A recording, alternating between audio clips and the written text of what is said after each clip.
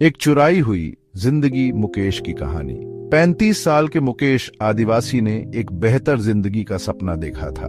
मध्य प्रदेश के शिवपुरी में गरीबी में रहते हुए उसे कर्नाटक में अच्छी तनख्वाह के वादों से लालच दिया गया। उसने सोचा था कि वो एक गन्ने के खेत में काम करेगा, पैसे कमाएगा और अपने परिवार का पालन पोषण करेगा। इसके बजाय वो खुद को फंसा हुआ पाया। मुकेश सूरज की तपती गर्मी में सूर्योदय से सूर्यास्त तक लंबे समय तक काम करता था। उसे मारपीट और गाली गलौज का सामना करना पड़ा। उसे कभी भी वो पैसे नहीं मिले जो उससे वादा किए गए थे। एक दिन उसका एक्सीडेंट हो गया, उसका पैर टूट गया था, लेकिन मदद के लिए उसकी चीखों को अनसुना कर दिया गया। उसे दर्द में तड़पने के लिए छोड़ दिया गया। मुकेश की कहानी अनोखी नहीं है। वह भारत में बंधुआ मजदूरी में फंसे लाखों लोगों में से एक है। एक चक्रव्यूह में फंसे बंधुआ मजदूरी की जड़ें। बंधुआ मजदूरी आधुनिक गुलामी का एक रूप है। लोगों को कर्ज चुकाने के लिए काम करने के लिए मजबूर किया जाता है जो वे कभी चुका नहीं सकते। उन्हें धोखा दिया जाता है, धमकी दी जाती है या इस स्थिति में जबरदस्ती धकेला जाता है। अक्सर पूरे परिवार पीढ़ियों से फंसे रहते हैं। कई कारक इस समस्या में योगदान करते हैं। गरीबी एक प्रमुख कारण है। बेबस हालात में लोग शोषण का शिकार होते हैं।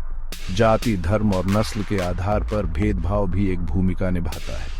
निरक्षरता और शिक्षा की कमी लोगों के लिए अपने अधिकारों को समझना या जीवन यापन का दूसरा रास्ता खोजना मुश्किल बना देती है। आंध्र प्रदेश की 13 साल की के थेनमोजी के साथ यही हुआ।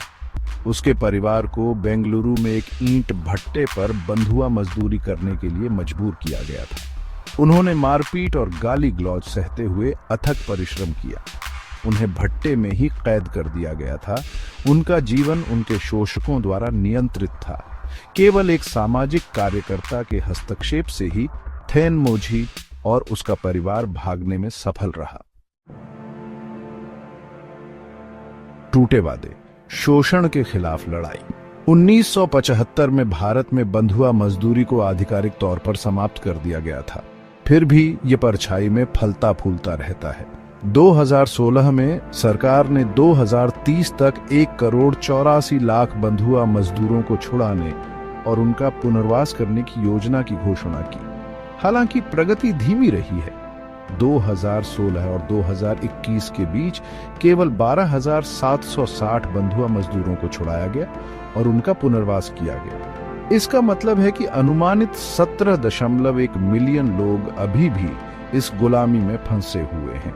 समस्या के पैमाने और प्रगति की धीमी गति को देखते हुए सरकार का हर साल 11 लाख लोगों को बचाने का लक्ष्य बहुत आशावादी लगता है। समस्या बंधुआ मजदूरी से आगे तक फैली हुई है।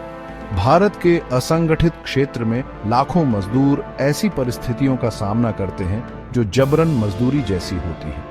वे खतरनाक और शोषणकारी वातावरण में काम करते हैं, अक्सर बहुत कम वेतन पर। उनके पास बुनियादी अधिकारों और सुरक्षा तक पहुंच नहीं है। मजबूत यूनियनों का अभाव उनके लिए बेहतर परिस्थितियों के लिए सौदेबाजी करना मुश्किल बना देता है।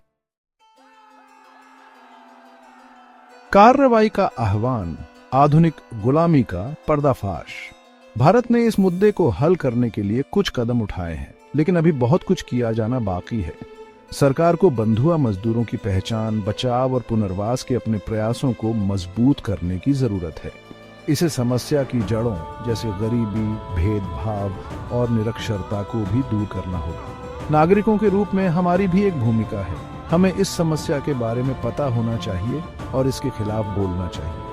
हम उन संगठनों का समर्थन कर सकते हैं जो बंधुआ मजदूरी से निपटने के लिए काम कर रहे हैं।